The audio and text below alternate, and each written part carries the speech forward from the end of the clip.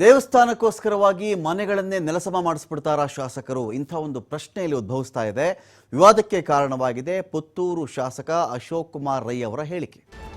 ದೇವಸ್ಥಾನದ ವಿಚಾರಕ್ಕೆ ಅಲ್ಲಿರುವಂಥ ಮನೆಗಳನ್ನು ಕೆಡವಿ ಹಾಕಿಬಿಡ್ತಾರಾ ಇವರು? ನೆಲಸಮ ಮಾಡಿಸ್ಬಿಡ್ತಾರಾ ಮನೆಗಳನ್ನು? ಪ್ರಶ್ನೆ ಇದೆ ಇಲ್ಲಿ. ಪುತ್ತೂರು ಮಹಾಲಿಂಗೇಶ್ವರ ದೇವಸ್ಥಾನ ಕುರಿತು ಮಾತನಾಡಿದ್ದಾರೆ ಶಾಸಕರು. ದೇಗುಲ ಜಾಗದಲ್ಲಿರುವ ಮನೆಗಳನ್ನು ನೆಲಸಮ ಮಾಡುವಂಥ ಹೇಳಿಕೆಯನ್ನು ಇವರು ಕೊಟ್ಟಿದ್ದಾರೆ ಅಂತ ಮಾಹಿತಿ. ದೇವಸ್ಥಾನಕ್ಕೆ ಇಲ್ಲೊಂದು ಮಹಿಳಾ ಪೊಲೀಸ್ ಠಾಣೆ ಅಡ್ಡ ಇದೆಯಂತೆ, ಅದನ್ನು ಸ್ಥಳಾಂತರ ಮಾಡಿಬಿಡ್ತಾರಾ? ಪ್ರಶ್ನೆ ಇದೆ ಇಲ್ಲಿ. ದೇವಸ್ಥಾನದ ಎದುರಿಗಿರುವ ಅಂಗಡಿ ಹಾಗೂ ಮನೆಗಳನ್ನು ನೆಲಸಮ ಮಾಡಬೇಕು ಅಂತ ಹೇಳಿ ನಿರ್ಧಾರ ಮಾಡ್ತಾ ಇದ್ದಾರಂತೆ. ಸುಮಾರು 10ಕ್ಕಿಂತ ಹೆಚ್ಚಿನ ಮನೆಗಳನ್ನು ನೆಲಸಮ ಮಾಡಬೇಕು ಅಂತ ಹೇಳಿ ತೀರ್ಮಾನ ಮಾಡ್ತಾ ಇದ್ದಾರೆ. ದೇವಸ್ಥಾನದ ಜಾಗದಲ್ಲಿ ಇವತ್ತು ನಿನ್ನೆ ಅಲ್ಲ 150 ವರ್ಷಗಳಿಂದ ಮನೆಗಳಿವೆ. ಜನ ಬದುಕನ್ನು ಕಟ್ಕೊಂಡಿದ್ದಾರೆ, ವಾಸ ಮಾಡ್ತಾ ಇದ್ದಾರೆ, ಕೆಲವರು ವ್ಯಾಪಾರ ಕೂಡ ಮಾಡ್ತಿರಬಹುದು. ಇನ್ನೊಂದು ಕಡೆ ಶಾಸಕ ಅಶೋಕ್ ಕುಮಾರ್ ರೈ ಅವರ ಹೇಳಿಕೆಯ ವಿರುದ್ಧವಾಗಿ ಸ್ಥಳೀಯರು ವಿರೋಧ ವ್ಯಕ್ತಪಡಿಸ್ತಾ ಇದ್ದಾರೆ. ದೇವಸ್ಥಾನಕ್ಕೆ ಸೇವೆ ಮಾಡಬೇಕು ಅಂತ ಹೇಳಿ ನಾವು ದೇವಸ್ಥಾನ ಸುತ್ತಮುತ್ತ ಮನೆ ಕಟ್ಕೊಂಡು ಜೀವನ ಮಾಡ್ತಾ ಇದ್ದೀವಿ, ದೇವಸ್ಥಾನದವರೇ ನಮಗೆ ಮನೆ ಕೊಟ್ಟಿದ್ರು, ಈಗ ಹೋಗ್ಬಿಡಿ ಮನೆ ಒಡೆದು ಹಾಕ್ಬಿಡ್ತೀವಿ, ನೆಲಸಮ ಮಾಡಿಬಿಡ್ತೀವಿ ಅಂತ ಹೇಳಿದ್ರೆ ಎಲ್ಲಿಗಪ್ಪ ಹೋಗೋದು ಅಂತ ಅವರು ಕೇಳ್ತಾ ಇದ್ದಾರೆ.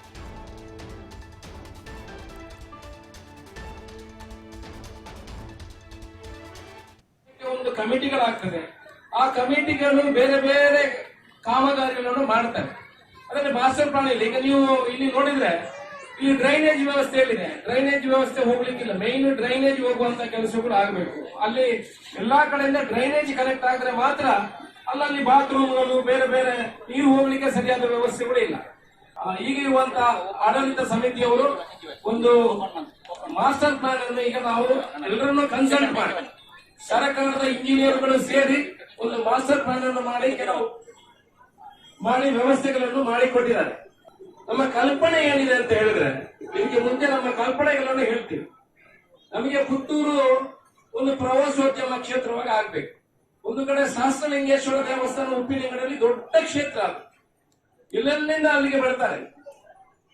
ಅದು ಅಲ್ಲಿ ಇಂಪ್ರೂವ್ಮೆಂಟ್ ಆಗ್ಬೇಕು. ಅಲ್ಲಿ ಕೂಡ ನಾವು ಒಂದು 370 ಕೋಟಿಯ ಒಂದು ಪ್ರಸ್ತಾವನೆಯನ್ನು ರೆಡಿ ಮಾಡಿದ್ದೀವಿ. ಅಲ್ಲಿ ಡ್ಯಾಮ್ ಅನ್ನು ಕಟ್ಟಿ ಅಲ್ಲಿ ನೀರನ್ನು ನಿಲ್ಲಿಸಿ ಅಲ್ಲಿ ಬೋಟಿಂಗ್ ಮಾಡಿ ಅಲ್ಲಿ ವ್ಯವಸ್ಥಿತ ರೀತಿಯಲ್ಲಿ ಭಕ್ತಾದಿಗಳನ್ನು ಬರುವಂತ ಆಕರ್ಷಣೆ ಮಾಡುವಂತ ಎಲ್ಲಾ ವ್ಯವಸ್ಥೆಗಳನ್ನು ಅಲ್ಲಿ ಜೋಡಣೆ ಮಾಡ್ತೀವಿ. ಪುತ್ತೂರಿಗೆ ಬಂದ್ರೆ ಮಹಾಲಿಂಗೇಶ್ವರ ದೇವಸ್ಥಾನ, ಇಲ್ಲಿ ಎದುರುಗಡೆದು ಆ ಭಾಗ ಏನಿದೆ ಅಲ್ಲಿ ಎಲ್ಲ ತೆರವು ಮಾಡಬೇಕು ಅಂತ ನಮ್ಮ ಅನಿಸಿಕೆ. ಒಂದು ಈ ತೋಡಿನ ಬದಿಯಲ್ಲಿ ಒಂದು 7 ಮನೆಗಳಿದೆ. ನಾವು ಈ ಯಾವ 7 ಮನೆಗಳಿದೆ ಅವರ ಹತ್ರ ಈಗಲೇ ವಿನಂತಿಯನ್ನು ಮಾಡ್ಕೊಂಡಿದ್ದೀವಿ. ನೀವು ಇಷ್ಟು ವರ್ಷ ಈ ದೇವಸ್ಥಾನದ ಮನೆಯಲ್ಲಿ ಇದ್ದೀರಿ, ಇನ್ನು ಈ ದೇವಸ್ಥಾನದ ಮನೆಯನ್ನು ನೀವು ದಯಮಾಡಿ ಬಿಟ್ಟು ಕೊಡಬೇಕು. ಅಲ್ಲಿ ಇದ್ದವರು ಎಲ್ಲ ಯಾರು ಬೇಜಾರು ಮಾಡ್ಕೊಡ್ಬಿಡಿ. ಯಾರಾದ್ರೂ ಇಲ್ಲಿ ಇದ್ರೆ ಅವ್ರು 2-3 ಮನೆಯನ್ನು ಈಗಲೇ ಅವ್ರ ಹತ್ರ ಇದೆ. ನಾನು ಮಾತಾಡೋದು ಓಪನ್ ಆಗಿ, ಅದ್ರಲ್ಲಿ ಗ್ಯಾಪ್ ಏನು ಇಡುವುದಿಲ್ಲ. ಅದರಿಂದ ಅವ್ರು 2 ಮನೆ ದೇವರ ದಯೆಯಿಂದ ಇಲ್ಲಿ ಇದ್ದು ಸ್ವಂತ ಮನೆ 2-3 ಮನೆ ಮಾಡ್ಕೊಂಡಿದ್ದಾರೆ.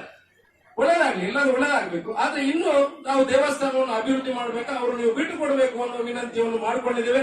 ವರ್ಷಕ್ಕೆ ಒಂದು ಕಮಿಟಿಗಳಾಗ್ತದೆ, ಆ ಕಮಿಟಿಗಳು ಬೇರೆ ಬೇರೆ ಕಾಮಗಾರಿಗಳನ್ನು ಮಾಡ್ತಾರೆ. ಅದರಲ್ಲಿ ಮಾಸ್ಟರ್ ಪ್ಲಾನ್ ಇಲ್ಲ. ಈಗ ನೀವು ಇದ್ರ ಬಗ್ಗೆ ಮಾತಾಡಲಿಕ್ಕೆ ಸ್ಥಳೀಯ ನಿವಾಸಿಯಾಗಿರ್ತಕ್ಕಂಥ ರಾಜೇಶ್ ಬನ್ನೂರ್ ಇದ್ದಾರೆ, ಮಾತಾಡಿಸ್ತೀನಿ ಅವ್ರನ್ನ. ರಾಜೇಶ್ ಬನ್ನೂರ್ ಅವರೇ ನಮಸ್ಕಾರ.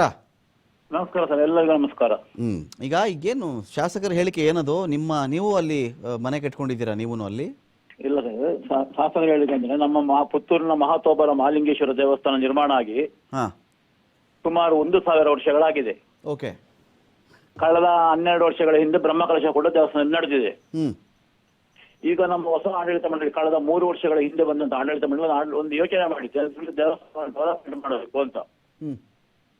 ಮಾಡುವಾಗ ಮುಖ್ಯ ರಸ್ತೆಯಿಂದ ದೇವಸ್ಥಾನ ಕಾಣಬೇಕೆಂಬ ಉದ್ದೇಶ ಅವರದು. ಓಕೆ. ಈ ಮುಖ್ಯ ರಸ್ತೆಯ ಎಡಭಾಗದಲ್ಲಿ ಅಂದ್ರೆ ದೇವಸ್ಥಾನದ ಹಿಂಭಾಗದಲ್ಲಿ ಅಂಗಡಿಗಳು ಮನೆಗಳೆಲ್ಲ ಇದೆ. ಓಕೆ. ಆ ಮನೆಗಳನ್ನು ತೆಗೆದು ಅಲ್ಲಿ ಮಾಡಬೇಕು ಅಂತ ಅವರ ಉದ್ದೇಶ ಇರುವಂತದ್ದು. ಈಗ ನಾವೇನ್ ಹೇಳಿದೆವು, ನೀವು ಮಾಡೋದಕ್ಕೆ ನಮ್ದೇನು ಅಭ್ಯಂತರ ಇಲ್ಲ, ನಮಗೆ ಒಂದು ಬೇಕಾದಂತ ವ್ಯವಸ್ಥೆಯನ್ನು ಕಲ್ಪಿಸಿ ಕೊಡಿ ಅಂತ ಹೇಳಿದೆವು. ಓಕೆ. ನಮಗೆ ಈ ಮನೆಯಲ್ಲಿ ನಾವು ವಾಸ ಮಾಡ್ಲಿಕ್ಕೆ ಕಾರಣ ಅಂತ ಹೇಳಿದ್ರೆ ಅಡಿಸ್ಥಳ ಇರುವಂತದ್ದು ಮಹಾತೋಬರ ಮಾಲಿಂಗೇಶ್ವರ ಹೆಸರಿನಲ್ಲಿ. ಅದರ ಮೇಲ್ಪೊರೆ ಈ ಮನೆಗಳೆಲ್ಲ ನಾವೇ ಕಟ್ಟಿಸಿಕೊಂಡದ್ದು, ನಮ್ಮ ಹಿರಿಯರು ಕಟ್ಟಿಸಿದಂತದ್ದು. ನಾವು ಇರುವ ಮನೆಗೆ 150 ವರ್ಷಗಳ ಮೇಲೆ ಆಯ್ತು. ಓಕೆ. ನಾವು ದೇವಸ್ಥಾನದಲ್ಲಿ ಚಾಕರಿ ಮಾಡುವವರದಲ್ಲ, ಅದರಲ್ಲಿ ಸೇವೆಗಳನ್ನು ಮಾಡುವವರು ಅಂತ. ಈಗ ಉದಾಹರಣೆಗೆ ನನ್ನ ಹೆಂಡತಿ ಅವರು ಇಲೆಕ್ಟ್ರಾನಿಕ್ಸ್ ಇಂಜಿನಿಯರ್. ವಿವೇಕಾನಂದ ಪಾಲಿಟೆಕ್ನಿಕ್ ಕೆಲಸ ಮಾಡ್ತಾ ಇದ್ದಾರೆ. ಓಕೆ. ನಾವು ಈಗಲೂ ಕೂಡ ಚಾಕರಿಯನ್ನು ಬಿಡ್ಲಿಲ್ಲ, ಯಾಕಂದ್ರೆ ಕಡೆ ಹಿರಿಯ ಕಾಲದಿಂದ ಬಂದದ್ದು ಅಂತ. ನಿಮ್ಗೇನು 2-3 ಮನೆ ಇದೆ ಅಂತ ಹೇಳ್ತಾರೆ ಶಾಸಕರು, ಅಲ್ಲಿ ಎಲ್ರಿಗೂ 2-3 ಮನೆಗಳಿದೆ ಅಂತ. 7 ಮನೆ ಇದೆ, 7 ಮನೆ ಇದೆ, 7 ಮನೆ. ಯಾರಿಗೆ?